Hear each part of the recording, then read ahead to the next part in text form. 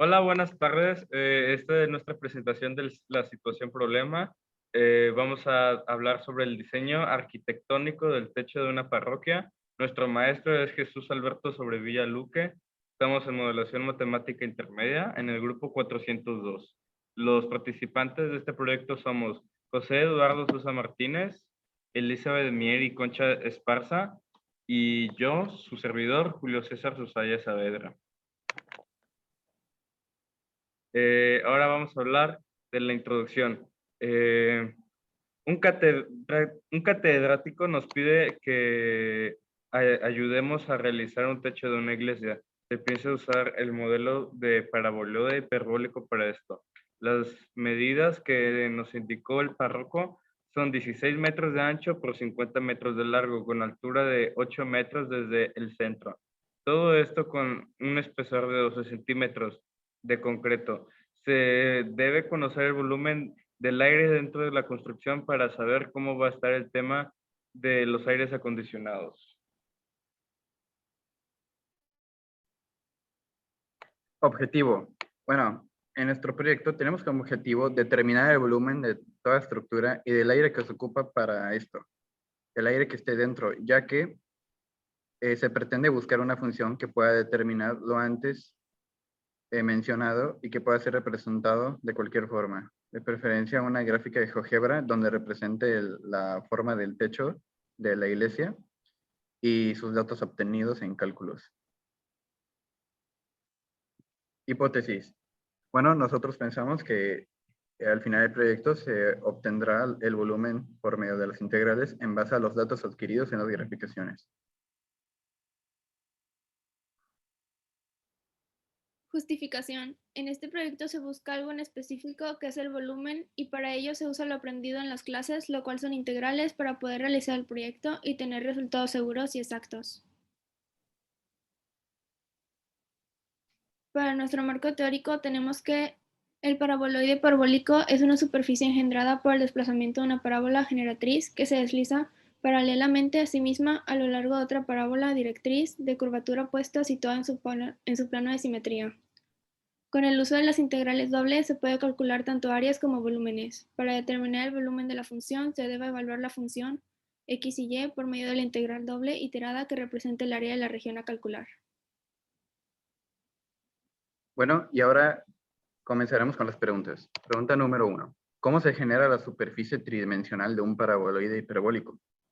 Bueno, para esto tenemos que plantear una ecuación, que es la siguiente. Z menos 8 igual a x cuadrada entre a cuadrada menos y cuadrada entre b cuadrada. Esta función nos ayuda a crear la hiperboloide parabólica dentro de un rango de 16 metros de ancho. La altura del techo del centro es de 8 metros, el ancho de 16 metros y el largo de 50 metros, como se observa en la imagen. ¿Cómo se genera? Bueno, aquí se obtiene mediante dos fórmulas. La combinación de zx cuadrada entre a cuadrada y de z igual a y cuadrada entre b cuadrada. Y así es como lucen por separado y ya juntas lucirán como en la diapositiva anterior. Pregunta número 2. ¿Cuál sería la función que tendría el paraboloide hiperbólico para que se cumpliera con las dimensiones del terreno y altura de la iglesia que pide el párroco? Bueno, para poder realizar la función debemos identificar primero los puntos. En este caso solo se pueden identificar 7. Y para sacar la función usaremos los puntos que son positivos y que tengan más datos. En este caso el 25015 y el 2580. Aquí realizamos las siguientes operaciones para obtener la función, donde se obtendrá la A y la B. Primero obtendremos la A mediante el punto 25015, en el cual se tiene que sustituir los X y la Y para poder comenzar. Y aquí vemos en el procedimiento que termina dando raíz de 25 al cuadrado entre 7, que es el resultado de A. Ahora pasamos al resultado de B, que ya teniendo el resultado de A, simplemente sustituimos A y da igual a 7. Se termina pasando a la fórmula 7 igual a Z igual a 7 menos 8 al cuadrado entre B cuadrada más 8. Para sacar B hay que hacer sustituciones y termina quedando como raíz de 8 al cuadrado entre 15.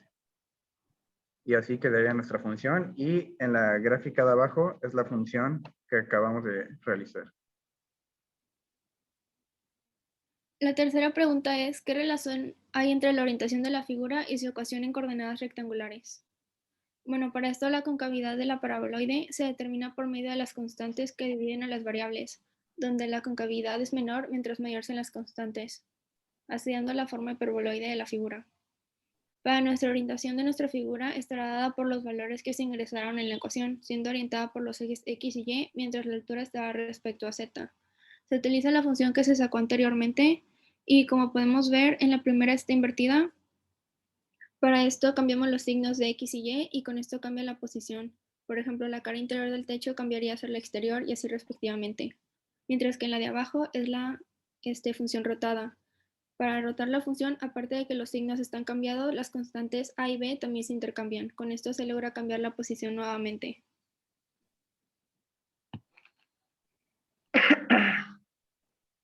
Ahora, ¿cómo se calculan las longitudes de los soportes llamados polines para colocar sobre ellos la cimbra en el techo?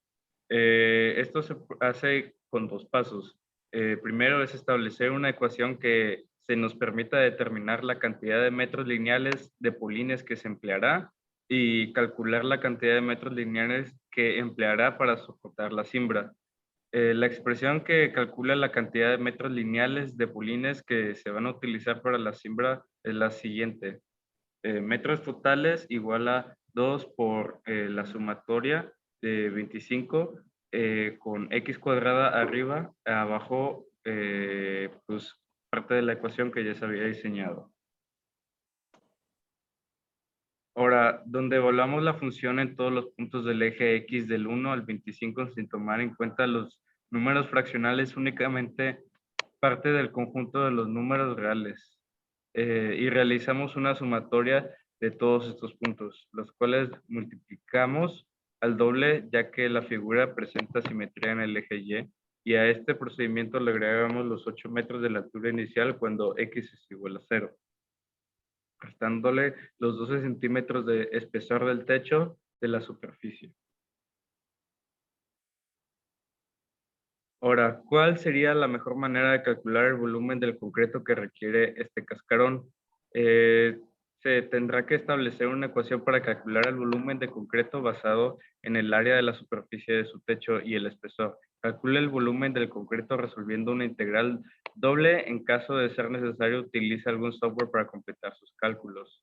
Ya que tenemos la ecuación definida que se calculó previamente, vamos a establecer los límites con la fórmula que el maestro nos había brindado, donde se puede ver que sería esta.